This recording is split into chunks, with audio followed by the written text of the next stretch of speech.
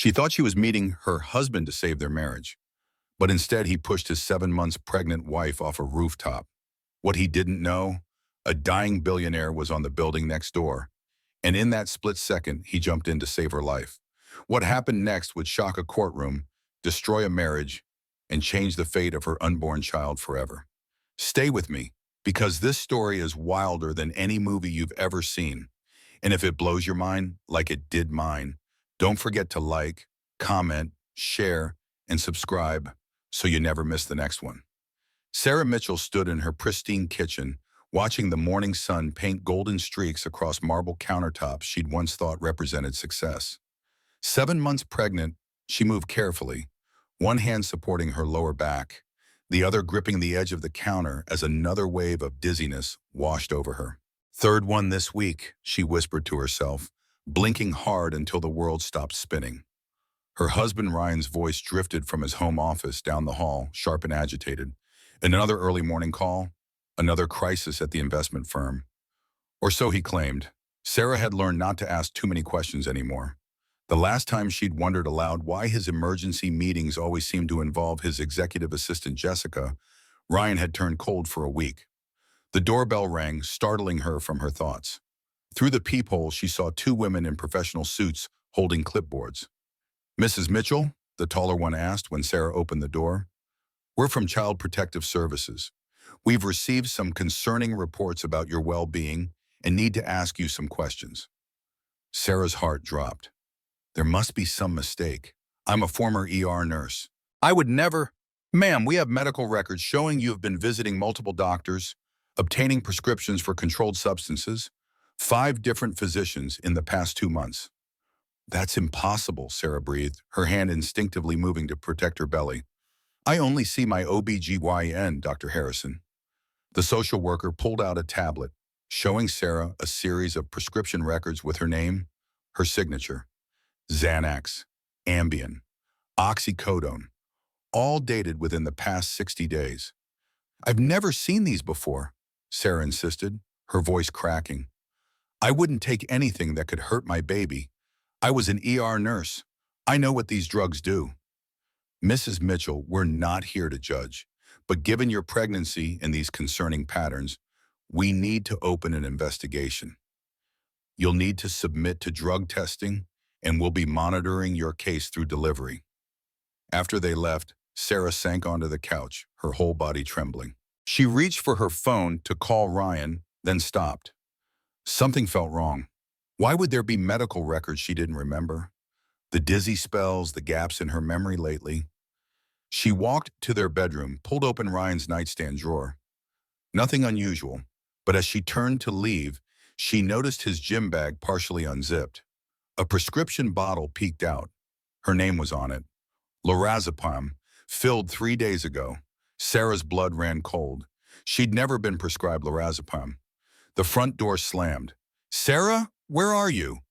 Ryan appeared in the bedroom doorway, his expression shifting from irritation to concern when he saw her face. "Honey, what's wrong? You look pale."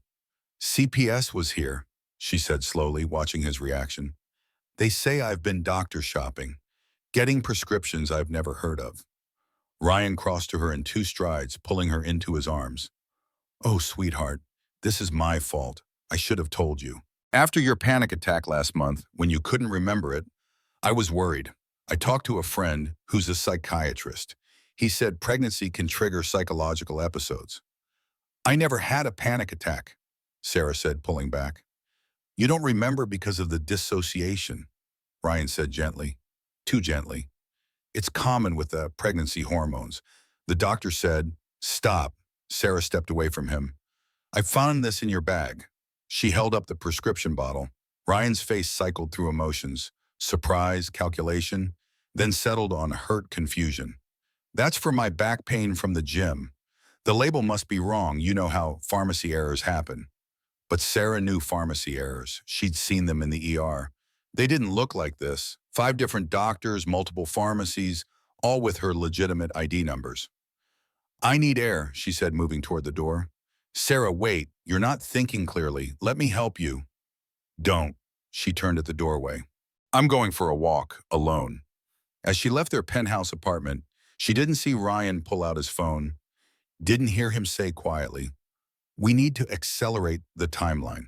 She's starting to figure it out. Outside, Sarah walked aimlessly through the city streets, her mind racing. The dizzy spells had started 2 months ago, right around the time Ryan had insisted they start having dinner together every night. He'd been so attentive, always fixing her plate, bringing her special herbal teas for pregnancy health. She stopped at a bench, pulling out her phone to call her mother, then hesitated. Her mom had been through so much already, a widow living alone, surviving on Social Security. She couldn't burden her with this. "You look like you could use a friend." Sarah looked up to see a well-dressed older man with kind eyes and graying temples. He held out a sealed bottle of water. "I don't mean to intrude," he said, "but I couldn't help noticing you seemed distressed. I'm Marcus Sterling." The name was vaguely familiar. Sarah had seen it in the business sections Ryan sometimes left around. "I'm fine," she said automatically and then laughed bitterly. "Actually, that's a lie. I'm pretty far from fine." Marcus sat on the far end of the bench, maintaining respectful distance. "I know that laugh. It's the one that comes when you realize someone you trusted has been lying to you." Sarah studied him. There was something in his eyes, a deep sadness that seemed genuine. "You know what the worst part is?" she found herself saying. "I gave up everything for him. My career, my friends, my sense of self. I became exactly who he wanted me to be, and now I'm starting to think who he wanted me to be was someone easy to destroy." Marcus was quiet for a moment. "May I share something? 3 years ago, my daughter took her own life. She'd been married to a man who slowly, systematically broke her down, made her question her reality. By the time anyone noticed, it was too late." Sarah's breath caught. "I'm so sorry. I tell you this because I recognize the look in your eyes, the confusion of someone being gaslit. Whatever's happening, trust your instincts. They're usually right." He stood, placing a business card on the bench beside her. "If you ever need help, any kind of help, call me, day or night." After he left, Sarah sat staring at the card. Marcus Sterling, Sterling Enterprises. On the back, he'd written a personal cell number. Her phone buzzed. "Ryan. Where are you? I'm worried sick." "On my way home," she texted back. But as she stood, another wave of dizziness hit. This time, she noticed something else. A bitter aftertaste in her mouth, similar to the herbal tea Ryan made her every morning. No, he wouldn't. Would he? That evening, Sarah watched Ryan prepare dinner with new eyes. Every gesture she'd once found caring now seemed calculated. The way he insisted on plating her food, always turning away as he did. The special pregnancy tea he brewed, bringing it to her already prepared. "You're not eating," Ryan observed, his tone light but eyes watchful. "Morning sickness?" Sarah lied, pushing food around her plate. "It's been bad today." "You should drink your tea. It'll help settle your stomach." Sarah lifted the cup to her lips, pretending to sip, then set it down. "Actually, I think I need to lie down." In the bedroom, she poured the tea into a water bottle, sealed it, and hid it in her purse. Tomorrow, she'd find a lab that could test it. The ER nurse in her knew how to document evidence. Her phone buzzed. An unknown number. "Mrs. Mitchell, this is Jessica Torres from your husband's office. I know this is inappropriate, but we need to talk. Can you meet me tomorrow? It's about Ryan." Sarah's pulse quickened. She typed back, "Where and when?" "Cafe Luna, 10 a.m. Come alone, please." The next morning, Sarah told Ryan she had a prenatal appointment. He offered to drive her, as she knew he would.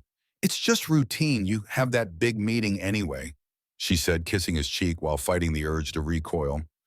"Take an Uber," he said. "You shouldn't be driving with those dizzy spells." At Cafe Luna, Sarah recognized Jessica immediately, the polished brunette who always seemed to be leaving Ryan's office when Sarah occasionally visited. But the woman who sat across from her looked haggard, scared. "Thank you for coming," Jessica said quietly. "I didn't know how else to reach you without Ryan knowing." "Are you having an affair with my husband?" Sarah asked bluntly.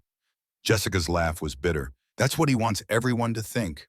But no, I'm his cover story. Every late-night meeting, every weekend conference, I'm the alibi. But I'm not the one he's seeing." "Then who?" "I don't know her name, but I know what they're planning."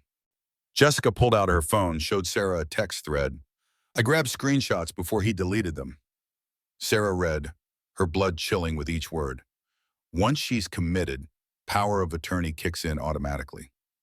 The baby will be worth more than the insurance. Make sure the incident happens publicly. Need witnesses for her instability. I don't understand, Sarah whispered. Insurance? The baby worth more? Jessica leaned forward. Your husband owes $2 million to some very dangerous people. Not mob, worse. Legitimate businessmen who destroy lives legally. He's been embezzling from clients to cover gambling debts, but it's not enough. And I'm worth more dead than divorced, Sarah finished, the pieces clicking together. Not dead, committed, institutionalized. He gets control of your trust fund from your grandmother, custody of the baby, and probably plans to sell private adoption. Healthy white newborns go for six figures to the right buyers. Sarah's hand went to her belly protectively. The prescriptions, the CPS report, all him. He's been building a case for months, making you look unstable, dangerous. The drugs he's giving you are causing the symptoms, but any test will show they're prescribed to you. Why are you telling me this? Jessica's eyes filled with tears. Because 3 months ago, another woman came asking about Ryan, his ex-fiancé. She said he did something similar to her, but she got out before it went too far. 2 weeks later, she died in a car accident. Single vehicle, lost control on a clear day. Sarah's phone rang. Ryan. Don't answer, Jessica warned. He tracks your location through your phone. But Sarah had already declined the call. A text came through immediately. Where are you? The doctor's office said you never showed. He knows, Sarah breathed. Go to the police, Jessica urged. With what? Prescriptions in my name? Text messages that could be interpreted a dozen ways, while CPS is already investigating me? Sarah stood. He's thought of everything. Then run. I'm 7 months pregnant. Where would I go? Sarah left the cafe, her mind racing. As she walked, she noticed a familiar figure across the street. Marcus Sterling, entering a medical building. She remembered his card, his offer of help. But before she could decide, her phone rang again. This time it was her mother. Sarah, honey, Ryan just called. He says you're having some kind of breakdown. He sounds so worried.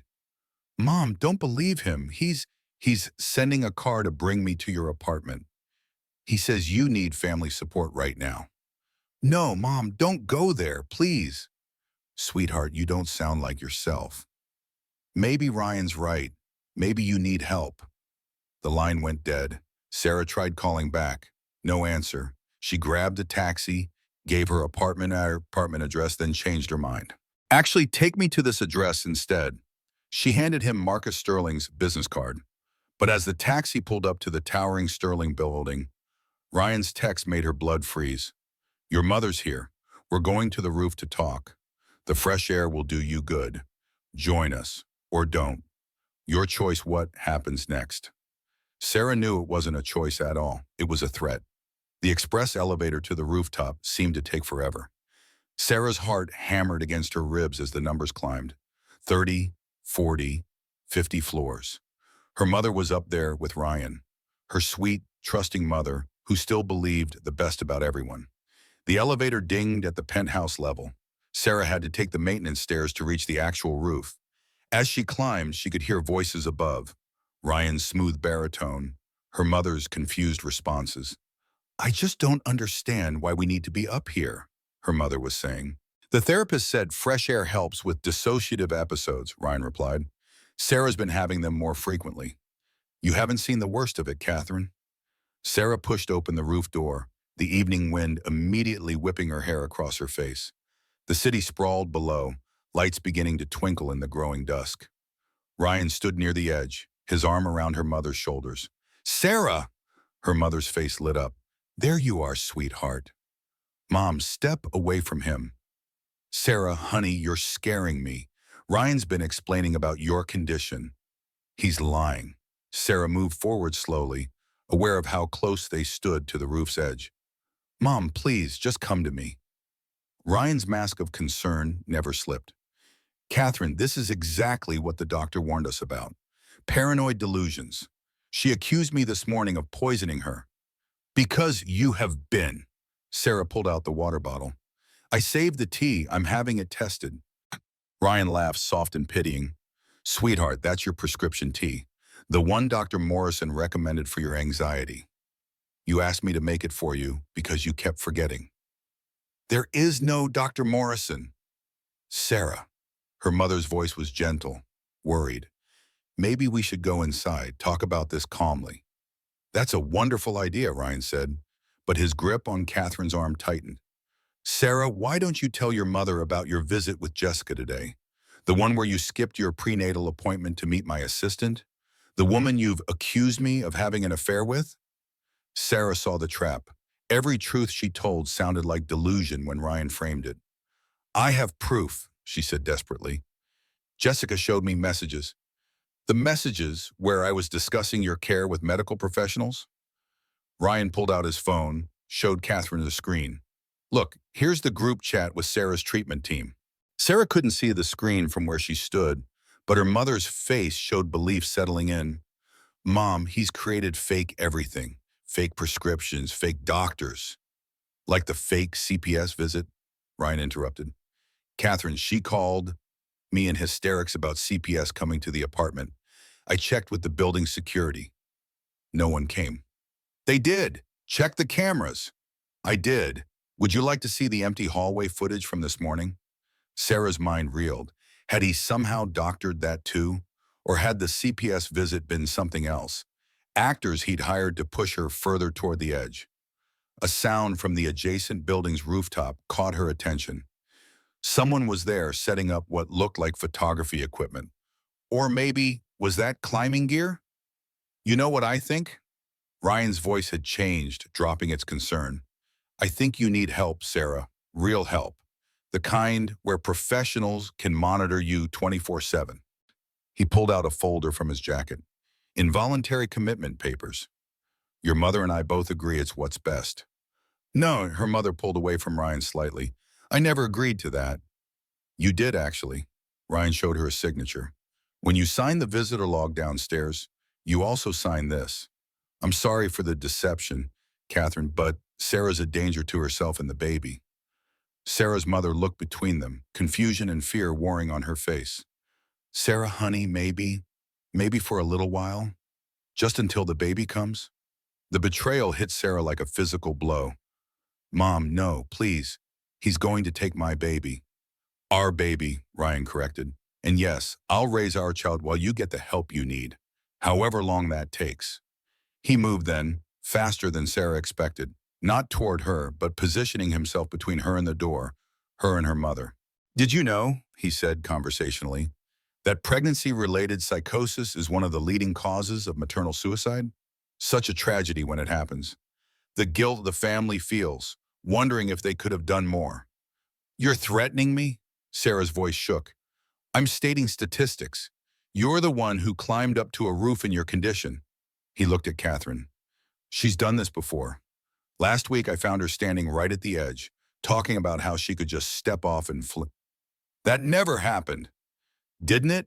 I have the security footage. He pulled out his phone again, showed Catherine something that made her gasp.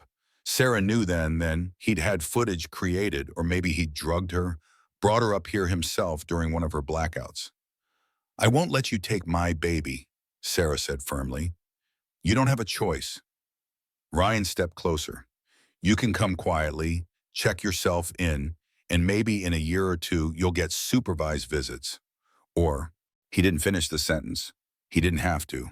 Sarah backed toward the edge, her hand protective over her belly. Stay away from me. Sarah, no, her mother screamed. Look at her, Catherine. Look at your daughter threatening to jump rather than get help. This is exactly what the doctors warned about. But Sarah wasn't looking at Ryan anymore. She was watching the figure on the adjacent roof, now clearly visible in the dying light.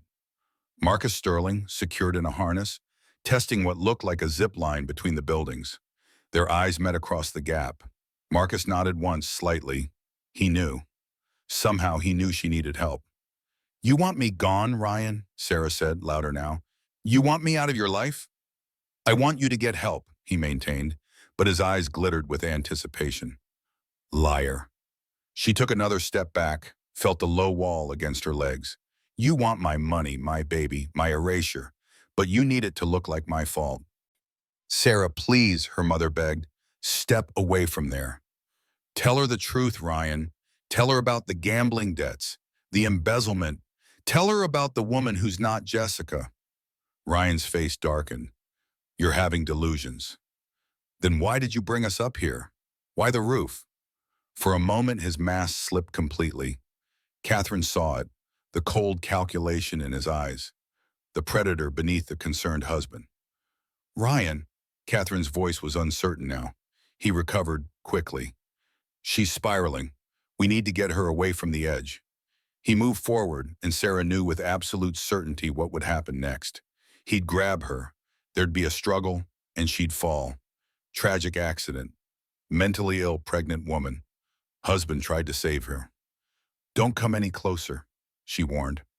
But Ryan kept advancing, his hands raised as if in surrender, playing the part of the desperate husband for any cameras that might be watching. Sarah glanced again at Marcus. He was moving now, positioning himself. Ryan lunged, his hands connected with her shoulders, pushing hard. Sarah's feet left the ground, her body tilting backward into empty air. Her mother's scream tore through the night. But even as she fell, Sarah thought she saw Ryan's expression change from false concern to satisfaction. He'd won, or so he thought.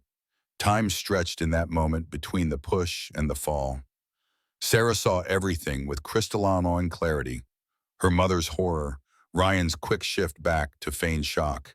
The city lights blurring past. Her body tilted backward into nothingness, 50 stories of empty air beneath her. The scream that tore from her throat wasn't just fear. It was rage.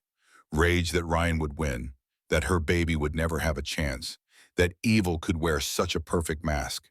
Then impact, but not the ground. Strong arms caught her midair, the jarring force of opposing momentum nearly knocking the breath from her lungs. She was swinging, flying sideways through space, clutched against a solid chest. Got you, Marcus Sterling's voice said in her ear, strained with effort. Hold on tight. The zip line sang above them, Marcus's emergency rig holding their combined weight as they swung in a wide arc toward his building. Sarah wrapped her arms around him, her face buried in his shoulder, feeling the rapid beat of his heart against her own. They crashed into the adjacent rooftop, rolling to absorb the impact. Marcus took the brunt of it, keeping Sarah protected. For a moment, they lay there, breathing hard, alive. Are you hurt? Marcus asked urgently, his hands checking her arms, her belly. The baby? Sarah felt movement inside her, strong and insistent. We're okay. We're okay. Then the adrenaline hit, and she started shaking uncontrollably. Marcus pulled off his jacket, wrapped it around her. I've got you. You're safe. Across the gap between buildings, Ryan stood at the edge, his face a mask of shock that Sarah now knew was performed. Her mother was on her knees, sobbing. Call 911, Ryan shouted across. My wife fell. She tried to kill herself. Interesting story, Marcus called back, pulling out his phone. Except I filmed everything. He held up the device, including you pushing her. Even from the distance, Sarah could see Ryan go rigid. You're mistaken, Ryan called. I tried to catch her. I have multiple angles, Marcus interrupted. My security team has been filming since you brought these women up here. We knew what you were planning. You knew? Sarah looked at Marcus in shock. He helped her to her feet, keeping his arm around her for support. Jessica Torres came to me 3 days ago. She knew about my daughter, thought I might help. I've had a team watching you since then. Why didn't you warn you? With what proof? He had everything planned perfectly. The only way to stop him was to catch him in the act. Marcus raised his voice again. Mr. Mitchell, I suggest you stay exactly where you are. The police are already on their way up. Ryan's facade finally cracked completely. He turned to Catherine, and Sarah saw him grab her mother's arm roughly. Mom, Sarah screamed. Insurance, Ryan snarled, loud enough for them to hear. If I'm going down, I wouldn't. Another voice, female and authoritative. The roof door behind Ryan burst open. FBI agents flooded out, weapons drawn. Jessica Torres walked behind them wearing a wire. FBI, Ryan Mitchell, step away from Mrs. Carter. Jessica? Ryan's voice cracked. Your FBI? Informant, she corrected. Turns out the FBI was very interested in your embezzlement and money laundering. But attempted murder? That's just a bonus. Ryan released Catherine, who scrambled away from him. His hands rose slowly. This is entrapment, he said. No, the lead agent said, this is justice. You have the right to remain silent. As they cuffed Ryan, Sarah heard him say one thing that chilled her. She's still mine. The baby is still mine. I'm the father. Marcus guided Sarah to a service elevator, his security team flanking them. We need to get you to a hospital. Have you checked? My team is bringing her over. She's safe. In the elevator, Sarah's legs finally gave out. Marcus caught her, lowered her gently to sit on the floor. You saved my life, she whispered. You saved your own life, he corrected. You survived long enough for help to arrive. That takes incredible strength. I don't feel strong. I feel broken. Marcus knelt beside her. My daughter felt the same way. The difference is she didn't have someone who believed her. His voice caught. I didn't believe her until it was too late. The elevator opened to a private parking garage. An ambulance waited, EMTs rushing forward. As they loaded her onto a gurney, Sarah grabbed Marcus's hand. Don't leave me. Please, I don't trust anyone else. I'm not going anywhere, he promised. The ride to the hospital blurred together. Vital signs, IV fluids, fetal monitoring. Sarah answered questions on autopilot, her mind still on that rooftop, still falling. Her mother arrived as they were wheeling her into a proper room. Catherine's face was streaked with tears. Sarah, baby, I'm so sorry. I believed him. God forgive me. I believed him over my own daughter. Sarah reached for her mother's hand. He was very convincing. No, I should have known. A mother should know. Catherine broke down sobbing. When I saw him push you, when I thought I'd lost you. But you didn't. I'm here. The doctor entered, a kind-faced woman who examined Sarah thoroughly. The baby looks perfect, she announced. Strong heartbeat, good movement. You're both fighters. What about the drugs? Sarah asked. He's been drugging me for weeks. We'll run a full toxicology panel, but based on your symptoms, I suspect benzodiazepines. The good news is, while they made you feel terrible, the doses were calculated not to harm the baby. He wanted you incapacitated, not the child. The baby was too valuable. The word valuable made Sarah sick. Marcus stepped in. I've arranged for a private security team. No one gets near this room without authorization. Is that necessary? Catherine asked. He's in custody. He has resources, Marcus said grimly, and desperate men do desperate things. That night, as Sarah tried to sleep, she heard Marcus on the phone in the hallway. I don't care what it costs. I want the best family law attorney in the state here tomorrow. Yes, for custody. He might be the biological father, but he's also attempted murder. Sarah closed her eyes, her hand on her belly. Don't worry, little one, she whispered. We're going to be okay. We have guardian angels now. But she didn't know that Ryan had already made his phone call from jail, setting in motion a plan that would test just how strong those angels were. 3 weeks passed in a blur of legal documents, medical tests, and sleepless nights. Sarah had been released from the hospital after 48 hours of observation, but she hadn't gone home. There was no home to go to. The penthouse apartment was a crime scene, and even if it wasn't, she could never set foot there again. Marcus had arranged a suite in a residential hotel, one with round-the-clock security and medical staff on call. It felt surreal, like she was living someone else's life.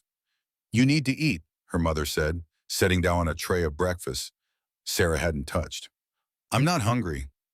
The baby needs nutrition. Sarah forced herself to take a bite of toast. Everything tasted like ash since that night. Her body was healing, but her mind kept replaying the moment of the fall, the look in Ryan's eyes when he pushed her. A knock at the door made both women jump. Even with security, every unexpected sound set Sarah's nerves on fire. It's Marcus, a familiar voice called. I have Jessica Torres with me.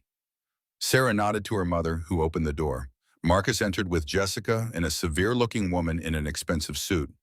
Sarah, this is Diana Roberts, your attorney, Marcus said. She's the best family lawyer in the state. Diana didn't waste time on pleasantries. We have a problem. Ryan's hired Mitchell Graves. Sarah didn't recognize the name, but Marcus's expression darkened. He's known for getting guilty men custody, Diana explained. His specialty is turning victims into villains, and Ryan's already started. She pulled out a tablet, showed Sarah a news article. The headline made her stomach drop. Investment banker claims postpartum psychosis in wife's rooftop drama. He's saying I was trying to jump and he was trying to save me. Sarah's voice cracked. He's saying you have been unstable for months, that he's been desperately trying to get you help. He's painting himself as the devoted husband whose mentally ill wife turned on him. But Marcus has video, which his lawyers are claiming is doctored. They're also suggesting Marcus has ulterior motives for inserting himself into your marriage. Sarah looked at Marcus, who stood rigid by the window. What motives? Diana cleared her throat. They're implying a romantic interest, that Marcus engineered this situation to acquire you. The word acquire made Sarah feel sick. That's insane, her mother said. It's strategy, Diana corrected. If they can't disprove the video, they'll discredit the source. And there's more. Jessica spoke up for the first time. Ryan's out on bail. What? Sarah shot to her feet, immediately regretting it as the room spun. Marcus steadied her. $2 million posted by his firm. They're protecting their reputation. But he tried to kill me. Allegedly by you, Diana said. That's what the trial will determine. In the meantime, he's filed for emergency custody of the baby once it's born. Sarah's hand went to her belly. No, he can't. He's the biological father with no criminal convictions yet. You, on the other hand, have documented mental health concerns thanks to his forged records. This can't be happening. Sarah sank back into the chair. We're going to fight it, Diana said firmly, but I need complete honesty. Is there anything in your past he could use against you? Any mental health treatment? Any mistakes? Sarah thought hard. When I was 23, I saw a therapist for anxiety after my father died. 6 sessions. Diana made a note. He'll use that. Anything else?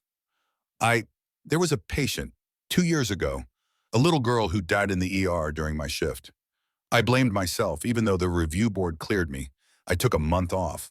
He'll paint that as mental instability. Marcus stepped forward. What about his debts? The embezzlement? Under investigation but not proven, his firm is backing him, claiming any irregularities were accounting errors. So he gets to be the victim? Sarah's mother's voice was sharp with anger. For now, Diana said, but we have advantages. The FBI investigation, Jessica's testimony, and Marcus's video. We just need to keep you safe until trial. After they left, Sarah stood at the window, looking out at the city. Somewhere out there, Ryan was free, planning his next move. Her phone buzzed. Unknown number. Don't answer that, her mother warned. But Sarah had already opened the message. A single line that made her blood freeze. You can't hide forever. That baby is mine. She showed it to the security guard, who immediately called Marcus. Within an hour, the FBI was involved, tracing the number. But Sarah knew they wouldn't find anything. Ryan was too smart, too careful. That night, she couldn't sleep. Every shadow could be him. Every noise could be danger approaching. At 3 a.m., her phone rang. The hospital. Miss Mitchell, this is Dr. Patterson. You need to come in immediately. Your recent blood work shows something concerning. Sarah's heart raced. The baby? Please, just come in. Bring someone with you. Marcus drove her, his jaw tight with worry. At the hospital, Dr. Patterson met them with a grim expression. Your blood work shows traces of something we didn't test for initially. Mifepristone. Sarah's medical training kicked in. That's an abortion drug. In small doses, it can induce premature labor. You've been exposed recently, within the last 72 hours. But I haven't eaten anything that wasn't prepared by my mother or the hotel. Have you taken any medications? Vitamins? Sarah's blood went cold, the prenatal vitamins. She'd been taking the same bottle from the apartment, thinking they were safe. Marcus was already on the phone with security. Lock down the hotel room. No one touches anything. Dr. Patterson continued, we need to monitor you closely.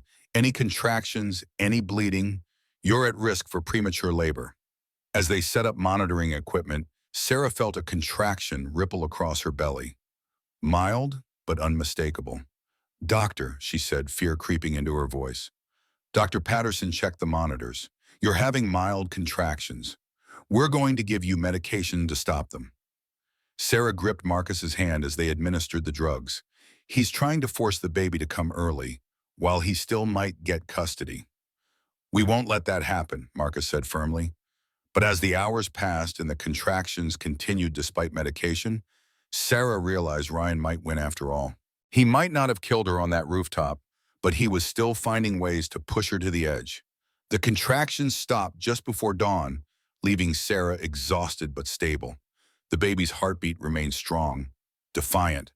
Marcus hadn't left her side, dozing in the uncomfortable hospital chair while her mother kept watch. "You should go home," Sarah told him when he woke. "Get some real rest." "I'm not leaving you alone." "I'm not alone. I have my mom, the nurses, and Ryan has money and connections," Marcus interrupted. "I'm staying." Dr. Patterson entered with a concerned expression. "Sarah, we need to discuss delivery plans.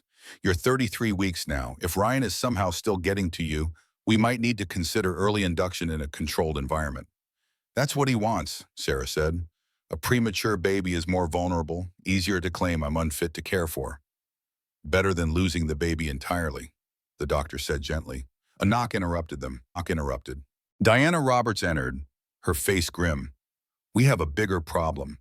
Ryan's filed an emergency motion. He's claiming you're endangering the baby by refusing proper medical care. He wants court-ordered hospitalization under his supervision." "His supervision?" Sarah's mother stood, furious.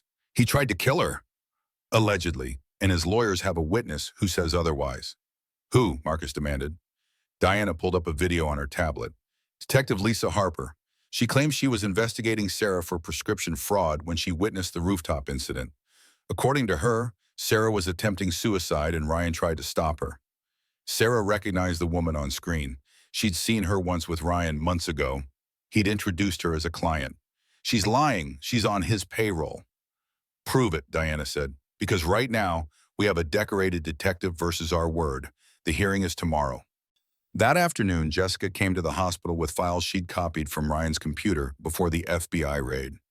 "I found something," she said, spreading papers across the bedside table.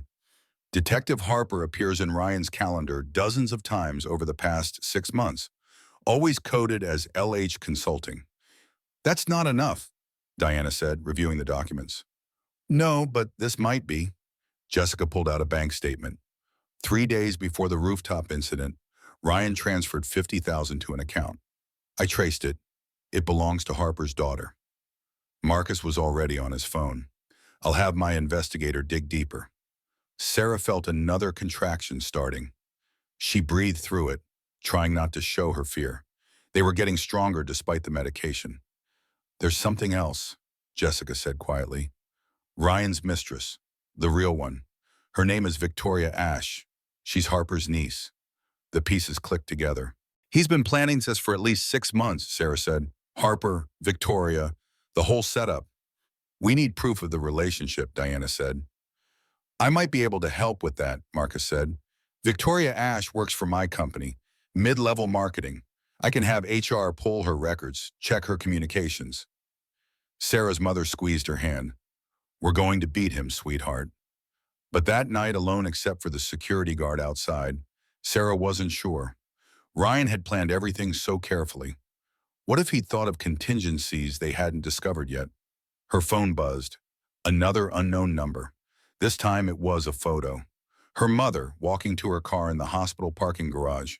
The image was taken from close range, close enough to touch her. The message below read, "Accidents happen in parking garages. Come alone to the courthouse tomorrow or they'll happen to her." Sarah's hand shook. She should call security, call Marcus, call the FBI. But the next photo showed her mother actually getting into her car, taken from inside the vehicle. Someone had been that close. Someone could get that close again. She made a decision that she knew was stupid, dangerous, but felt like her only choice. She wrote a note. "Gone to courthouse early to prepare. Don't worry. S." Then she slipped out of the hospital room, past the dozed guard, and into the pre-dawn darkness. The courthouse was almost empty at 5 a.m. Sarah's courthouse pass from Diana got her through security. She made her way to the family court waiting area, each step sending pain through her body. Ryan was already there, impeccably dressed as always. "I knew motherhood would make you predictable," he said. "Threaten Mom, you come running. What do you want?" "What I've always wanted. You, the baby, mine, my debts, cleared." "The FBI has you for money laundering." Ryan laughed. "The FBI has circumstantial evidence that my lawyers will destroy. But you know what would make it all go away? If you admitted you've been unstable, if you sign in papers giving me full custody and checking yourself into a psychiatric facility." He pulled out documents. "Sign these, and your mother lives. Fight me in parking garages or dangerous places." Sarah looked at the papers. Voluntary commitment, custody surrender. Everything he needed. "You won't hurt her? You'll be the prime suspect." "Will I? I'll be in court with a judge and dozens of witnesses. Your mother's accident will be tragic but unrelated. Unless..." He pulled up something on his phone. She fights back, and the security footage shows her attacking her mugger. Self-defense gone wrong. Sarah realized he had someone ready to hurt her mother, make it look like a mugging. "You're insane." "No, I'm desperate. Do you know what happens to men who owe money to the people I owe? They don't kill you. They take everything, your family, your reputation, your will to live. They're already watching your mother." "This is mercy, Sarah." Another contraction hit, stronger than before. Sarah gripped the table. Ryan noticed. "In labor? Even better. Sign now and you can deliver in peace." Sarah picked up the pen, her hand trembling.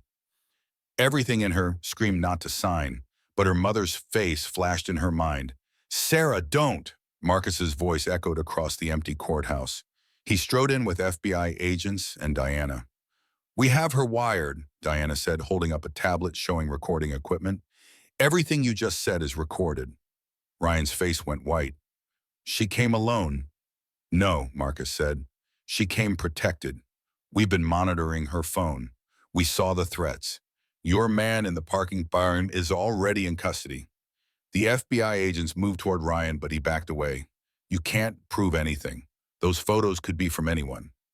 "The man we arrested disagrees," the lead agent said. "He's already talking, Ryan. It's over." Ryan's arrest should have been the end, but Sarah knew better. Even handcuffed, being led away by FBI agents, his eyes promised this wasn't over. "Get her back to the hospital," Marcus told the security team. "Now." Sarah doubled over as another contraction hit, this one bringing her to her knees. "We need an ambulance," Diana said, already on her phone. "No time," Marcus said, scooping Sarah into his arms. "I'm driving." The ride to the hospital blurred into waves of pain. Sarah could feel the baby coming. Too early, too fast. At 33 weeks, her daughter would survive. But every day inside meant better outcomes. "Hold on," her mother whispered, gripping her hand in the back seat. "Just hold on." Dr. Patterson met them at the emergency entrance. "She's in active labor. We can try to stop it, but..." "Do whatever it takes," Sarah gasped between contractions. In the delivery room, they pumped her full of medications to halt labor. But her body had made its decision. The stress, the drugs Ryan had given her, the confrontation. It was all too much. "Sarah Baum," Dr. Patterson said gently.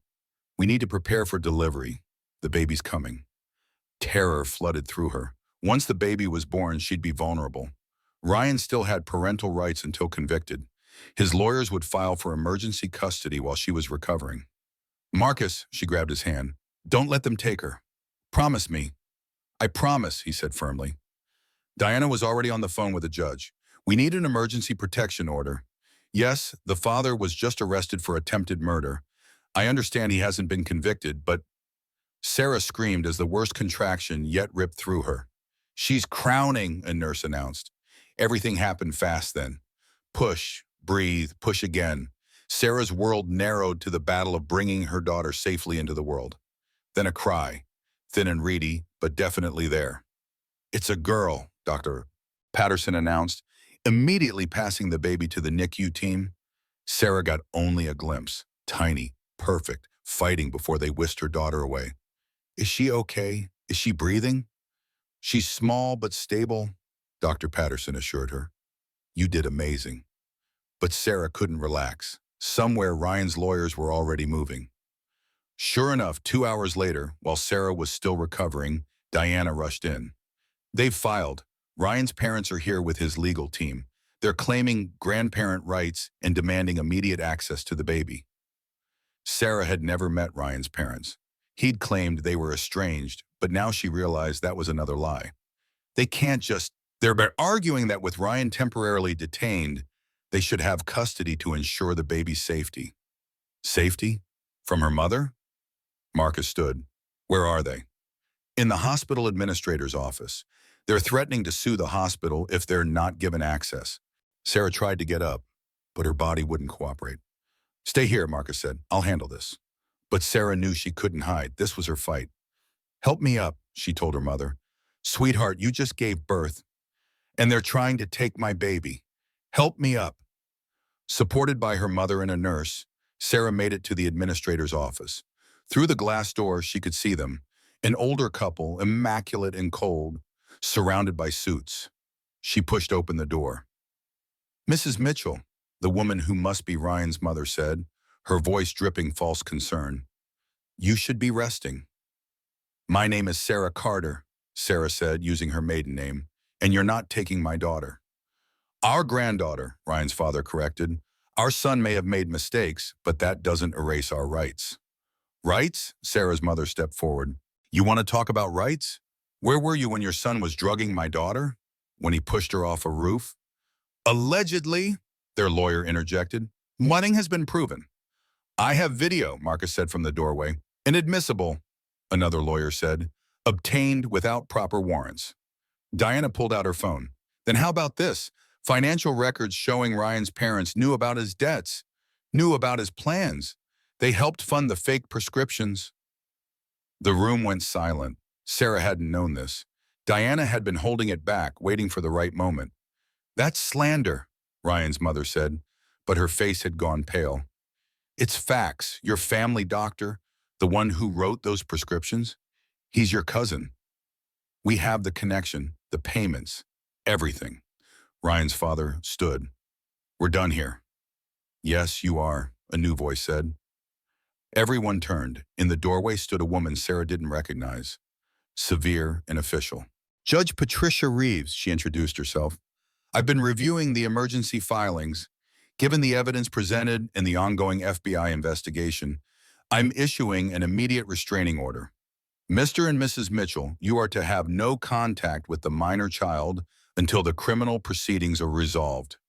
You can't, their lawyer started. I can and I have. Furthermore, any attempt to circumvent this order will result in immediate arrest. Ryan's parents left, but not before his mother locked eyes with Sarah. This isn't over, she said quietly. After they were gone, Sarah collapsed into a chair, the adrenaline finally crashing. You did it, Marcus said softly. We did it, she corrected. But even as relief flooded through her, Sarah knew Ryan's mother was right. It wasn't over. Ryan still had cards to play, even from behind bars. 3 days later, Sarah finally held her daughter properly for the first time. The baby was still in the NICU, but stable, breathing on her own. Sarah had named her Emma after her grandmother, who'd left her the trust fund Ryan had tried to steal. She's perfect, Marcus said softly, watching Emma's tiny fingers curl around Sarah's thumb. Sarah looked up at him, this man who'd saved her life, who'd stood by her through everything. Why have you been in Wayne? She asked. Why did you help us? Marcus was quiet for a long moment. My daughter Lily, she was just like you, trusting, loving, married to a man who slowly destroyed her. I saw the signs but told myself it wasn't my business, that marriage was private. By the time I tried to help, she was gone. He pulled out his wallet, showed her a photo of a young woman with his same kind eyes. She was pregnant when she died, he continued. The police ruled it suicide, but I knew better. Her husband remarried within 6 months. Sarah's heart broke for him. I'm so sorry. Saving you doesn't bring her back, Marcus said. But maybe it means her death wasn't completely meaningless. Diana entered the NICU, her expression urgent. We have a problem. Ryan made bail again. Sarah's arms tightened around Emma. How? His firm, they're protecting their reputation. But that's not the worst part. He's filed a new motion. He's claiming the baby isn't his. Sarah's mind reeled. What? He's demanding a paternity test, saying you had affairs, that Marcus might be the father. If he can create doubt about paternity, it muddies the custody waters. But that's insane. The timeline doesn't even work. He knows that, but it forces delays, creates scandal, keeps this in the courts longer. Marcus stood. Then we end it. We've been playing defense. Time to go on offense. That afternoon, Jessica came to the hospital with a flash drive. I've been holding this back, she said. I was scared to use it because it implicates me too, but I can't let him win. She plugged it into Diana's laptop. Audio files appeared. I recorded everything, Jessica explained. Every meeting, every phone call, including this. She clicked play. Ryan's voice filled the room, talking to someone Sarah didn't recognize. The rooftop is perfect. Tragic pregnant wife suicide. I'll inherit everything. Get the insurance. Sell the baby to those adoptive parents in Texas. $2 million cleared easy. And if she survives, the other voice asked. She won't, but if she does, she'll be brain damaged or paralyzed. Either way, I get power of attorney. Sarah felt sick. Diana was already taking notes. There's more, Jessica said. This is him talking to Detective Harper. Another recording. Harper's voice. 50,000 isn't enough for me to lie under oath. Fine, 75. Plus, you get Victoria set up nice when this is over. Your wife suspects nothing? Sarah? She still thinks I love her. She's pathetic, really. Grateful for any scrap of attention. The perfect victim. Sarah stood abruptly, needing air. Marcus followed her to the hallway. You're not pathetic, he said firmly. You're the strongest person I know. I feel so stupid. How did I not see it? Because you loved him. Because you're good, and you couldn't imagine someone being that evil. Her phone buzzed, another unknown number, but this time it was a video call request. Against her better judgment, she answered. Ryan's face appeared, but he was different. Disheveled, manic, his controlled facade completely gone. Hello, wife, he said, and she could tell he'd been drinking. Ryan, your lawyers would tell you not to. I don't care what they'd say. You destroyed everything. My career, my reputation, my life. You did that yourself. No, he shouted. You were supposed to die, or at least break. But you just kept fighting. Why couldn't you just break? Marcus took the phone from her. This call is being recorded, Ryan. You're adding to your charges. Ryan laughed, wild and unhinged. You think you have won? You have no idea what I'm capable of. That baby, my baby, I'll get her back. And when I do, Marcus hung up. We need to report this immediately, Diana said, having heard everything. But Ryan wasn't done. An hour later, every news outlet in the city received an anonymous tip with edited videos making it look like Sarah had been having an affair with Marcus for months, that they'd conspired to frame Ryan. The hospital lobby filled with reporters. Sarah watched from the window as they swarmed anyone entering or leaving. We need to control the narrative, Diana said. No, Sarah said quietly. We need to end this. She looked at Marcus, then her mother, finally Diana. Release everything, all the recordings, all the evidence, every single piece. Let the world hear who Ryan Mitchell really is. That's risky, Diana warned. It could backfire, or it could save the next woman, Sarah said, thinking of Marcus's daughter. Do it! Within hours, Jessica's recordings were everywhere. Ryan's voice plotting murder, bribing officials, calling his pregnant wife pathetic. The public opinion shifted instantly and completely. But Ryan had one more card to play, and it would be his most desperate. The call came at 2 a.m. Sarah jolted awake in her hospital room to find 3 security guards and an FBI agent standing in her doorway. Ma'am, we need to move you and the baby immediately, the agent said. What happened? Ryan Mitchell escaped custody an hour ago. He killed his guard and took his weapon. Sarah's blood turned to ice. How? His parents. They arranged a transfer to a private psychiatric facility for evaluation.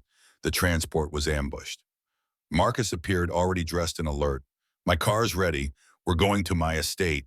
It's a fortress. Sarah didn't argue. They bundled Emma carefully, the tiny baby still hooked to monitors. Doctor Patterson herself came along, refusing to leave her patient.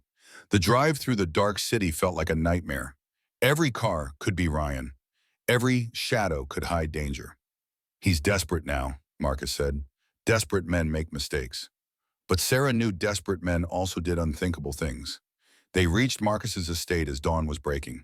True to his word, it was a fortress. Gates, guards, cameras everywhere.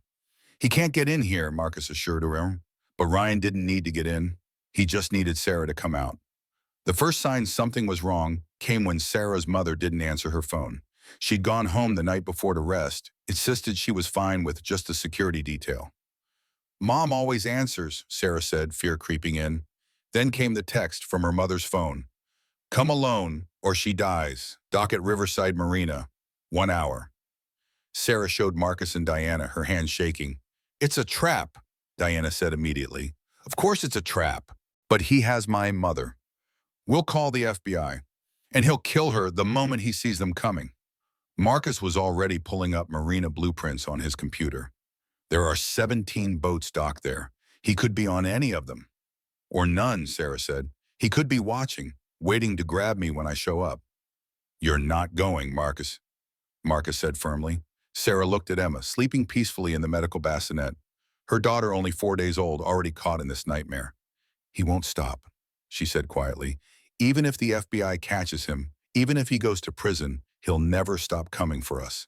He's lost everything. We're all he has left to destroy. So what do you propose? Diana asked. Sarah made a decision that went against every instinct. We end this, but on my terms. She called the number Ryan had texted from. Sarah. Ryan's voice was different now, rough and unstable. I knew motherhood wouldn't change you. Still so predictable. Is my mother alive? For now, though she's surprisingly feisty for an old lady. Tried to stab me with her knitting needle. Despite everything, Sarah almost smiled. That sounded like her mother. Let her go, Ryan. This is between us. No, this is about that baby. My baby. You took everything from me, but you won't take her. Emma isn't a possession. Don't say her name, Ryan screamed. You don't get to name her. You don't get to have her. Come alone, or your mother dies. Then I'll come for the baby anyway. The line went dead. Sarah looked at the assembled team. I need a wire and a gun. Absolutely not, Marcus said. I was an ER nurse. I've taken self-defense. I know how to shoot. You just gave birth 4 days ago, and my mother will die if I don't go. In the end, they compromised. Sarah would go, but with full surveillance. FBI agents would be positioned around the marina. Marcus would be on a boat nearby with a security team. The moment we confirm your mother's location, we move in, the FBI lead said.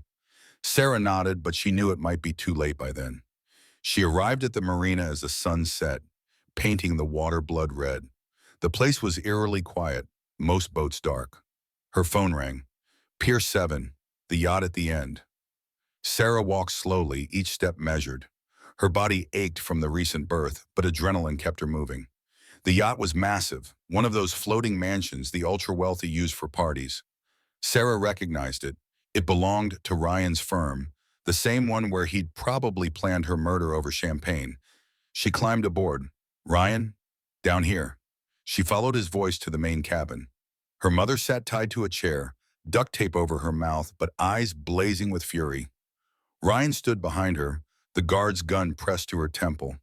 He looked nothing like the polished businessman she'd married. His suit was wrinkled and stained, his face gaunt, eyes wild. You came, he said. I wasn't sure you would. Let her go. You have me. I don't want you, Ryan said. I never wanted you. You were just supposed to be temporary. A bank account with a pulse. Get me through my debts. Give me a baby to sell. Then disappear. So kill me, Sarah said, but let my mother go. Ryan laughed. Kill you? That would be too easy. I want you to suffer like I've suffered. Watch everyone you love die, then live with it. He cocked the gun. Sarah moved without thinking, throwing herself at him. The gun went off, the sound deafening in the small space. Pain blazed through Sarah's shoulder, but she kept fighting, clawing at Ryan's face. They crashed into furniture, Ryan's superior strength overwhelming her. He pinned her down, raised the gun to her face. Goodbye, Sarah. The window exploded. Ryan jerked, looked down at the spreading red stain on his chest. Marcus stood in the doorway, smoking gun in hand. Ryan fell, the gun dropping from his fingers. Sarah scrambled to her mother, pulling off the tape, untying her bonds.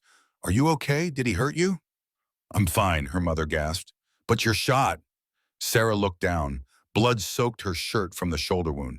FBI agents flooded in, medics right behind them. As they worked on her shoulder, Sarah watched them work on Ryan. He was still alive, barely. He looked at her, and for a moment she saw something almost human in his eyes. Regret? Fear? The baby, he whispered. She'll never know you existed, Sarah said. Ryan closed his eyes. He died on the way to the hospital, his parents' empire collapsing with him. 6 months later, Sarah stood at the podium in the Marcus Sterling Center for Domestic Violence Survivors. The building was beautiful, safe spaces, legal resources, counseling rooms, and most importantly, hope. Emma gurgled in her carrier, healthy and thriving despite her early arrival. Sarah's shoulder bore a scar, but it had healed well. I stand here today not as a victim, Sarah began, addressing the room full of survivors, donors, and press, but as proof that with help, with support, with people who believe us, we can survive anything. She caught Marcus's eye in the front row. They weren't together, the trauma was too fresh, the connection too complicated, but he was there, steady as always, keeping his promise to ensure she and Emma were safe. My husband tried to erase me, Sarah continued. He drugged me, gaslit me, pushed me off a building. The system that should have protected me often failed. But I'm still here. Her mother sat beside Marcus, tears streaming down her face. She'd moved in with Sarah, helping with Emma, rebuilding their bond stronger than ever. Ryan Mitchell thought I was weak because I was kind. He thought I was worthless because I trusted. He was wrong. Kindness isn't weakness. Trust isn't stupidity. They're choices we make to stay human in an inhumane world. Jessica was there too, now officially with the FBI, using her experience to help other women trapped by dangerous men. Diana had taken Sarah's case pro bono and won every battle. Ryan's parents had fled the country when their own crimes came to light. The firm had collapsed. Justice, while slow, had been thorough. But I need to be honest, Sarah said. Surviving isn't like in the movies. It's not a single moment of triumph. It's daily work, it's therapy, it's medication for PTSD, it's jumping at shadows and slowly learning not to. It's explaining to people why you check the locks 3 times and always sit facing the door. She looked down at her notes but didn't need them. These words came from her heart. It's also discovering strength you never knew you had. It's building a new life, one choice at a time. It's teaching your daughter that she is powerful and valuable, and never, ever someone's property.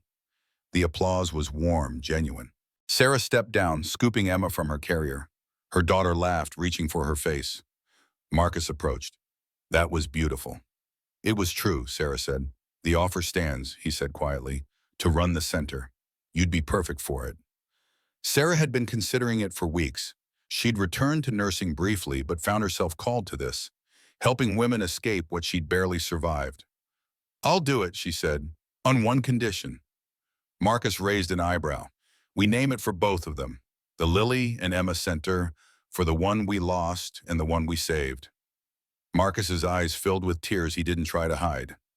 Yes. As the reception continued around them, Sarah walked to the window, Emma in her arms. The city sprawled below, the same city where she'd almost died, where she'd fought for her life, where she'd finally won. You see that, baby girl? She whispered to Emma. That's our city. We're not hiding from it. We're not running. We're standing tall. Her phone buzzed. For a moment, the old fear spiked. Unknown numbers still made her heart race, but it was a text from a number she recognized. A woman she'd met in therapy. Saw your speech on the news. You gave me hope. Thank you. Sarah smiled, kissing Emma's head. This was why she survived.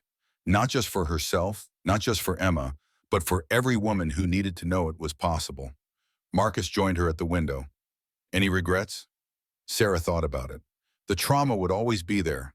The scars, physical and mental, would never fully fade. She'd lost her innocence, her ability to trust easily, but she'd gained something too. Knowledge of her own strength, a deeper relationship with her mother, a daughter who would grow up knowing her worth, and unexpected allies who'd become family. No regrets, she said, just lessons. As the sun set over the city, painting everything gold, Sarah realized something. Ryan had tried to push her off the edge. He'd thought she would fall or break. Instead, she'd learned to fly. The center opened officially 3 months later. In its first year, it helped 300 women escape abusive situations. Sarah ran support groups, sharing her story, holding space for others' pain. Some nights were still hard. Nightmares came. Trust was difficult. But every morning, Emma's laugh reminded her why she'd fought. Every woman who walked through the center's doors reminded her why she'd survived. She never remarried, never needed to. She had her daughter, her mother, her work, her purpose. And on the anniversary of the rooftop incident, she would stand at the window of her office, looking out at the city, and whisper the words that had become her mantra. I was pushed to the edge, but edges are just places where you learn you can fly. Emma would grow up strong, confident, never knowing the fear her mother had lived through. She would be raised by a village, Sarah, her grandmother, Marcus as an honorary uncle, Jessica as an aunt, Diana as a godmother. The nightmares faded, the fear lessened. Life, real life, began. And in the end, that was the greatest victory of all. Not just surviving, but living. Not just enduring, but thriving. Sarah had been pushed to the edge, but she'd pushed back harder, and she'd won.